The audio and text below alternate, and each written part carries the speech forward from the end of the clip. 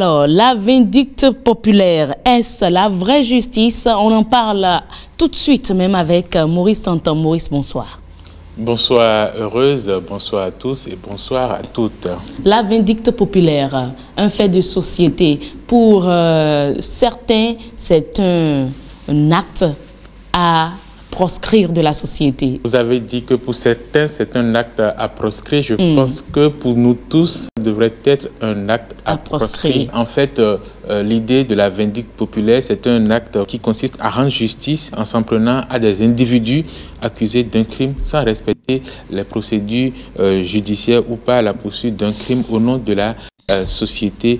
La vindicte populaire est un phénomène qui est répandu, ce n'est pas seulement au Bénin, il y en a un peu partout dans le monde, en Afrique notamment, et au Bénin, on a des témoignages, des histoires qui nous viennent et qui sont des histoires relatives à la vindicte populaire. Malheureusement, il faut quand même dire que c'est un phénomène qui entache l'image de notre pays, qui entache l'image du Bénin et qui touche des familles et qui laisse de nombreuses conséquences au sein de la société, mais également pour le développement de notre pays. Et au nombre de ces conséquences-là, c'est qu'on assiste à l'assassinat, puisque c'est ça qu'il faut le dire, c'est un assassinat tout simplement public de victimes, parfois innocentes, dans le cadre de la vindicte populaire, puisque ces personnes-là subissent la colère, le joug de la population. Ceux-ci sont tués juste parce qu'ils se retrouvent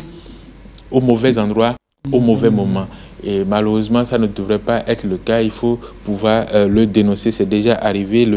L'exemple qui me vient le plus à l'esprit, le plus récent que j'ai à l'esprit, c'est le cas de ce jeune homme et jeune étudiant Eloï Dogo, tué innocemment à Parakou. C'est arrivé en 2021, il y a 2 ans seulement. Étudiant en première année de licence en sciences juridiques et politiques à l'université de Parakou, le jeune Eloï Dogo a été brûlé vif à Parakou parce que la foule l'aurait confondu à un braqueur, un voleur. Même si il avait été avéré que c'est un voleur ou un braqueur, il y a des lois dans la société qui permettent de traiter et de juger de ces personnes-là. Parce que la plus grande réussite de notre société, c'est d'amener des personnes qui s'écartent du droit chemin vers le bon chemin en réalité. Et malheureusement, on ne peut pas le réussir si on adopte des attitudes extrémistes ou radicales comme la vindicte populaire. Encore que même nous pouvons nous retrouver dans cette position-là. Oui, malheureusement, au-delà des conséquences, comme on a vu, de passer à tabac des personnes innocentes, on a aussi d'autres conséquences sur le plan des familles, de la société. C'est des conflits qui demeurent, surtout lorsque la victime est innocente. C'est sa famille qui va entretenir ce conflit-là par rapport aux personnes qu'ils vont désigner comme les auteurs de cette vindicte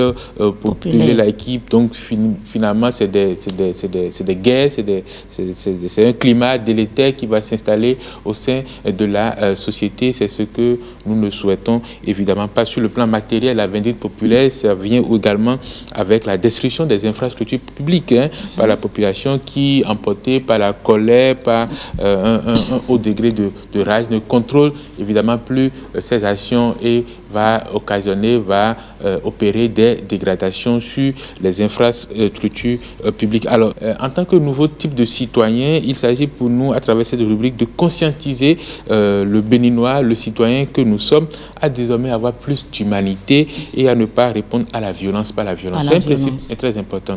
La vindicte populaire, est-ce la vraie justice? La question que j'ai posée comme titre de cette chronique, et la réponse est évidemment non, puisqu'il y a des moyens, il y a des méthodes alternatives par lesquelles on peut avoir accès à la justice. Et comme on l'a vu dans la première partie donc, de cette émission, la justice de notre pays se modernise. Il y a des efforts qui se font. Il y a plus de tribunaux, il y a plus de magistrats qu'on recrute pour pouvoir traiter un certain nombre d'affaires. Et donc, il faut que nous, en tant que nouveau type de citoyens, nous continuons à faire confiance à la justice de notre pays. Encore que si je me trompe pas, nous avons aboli la peine de mort.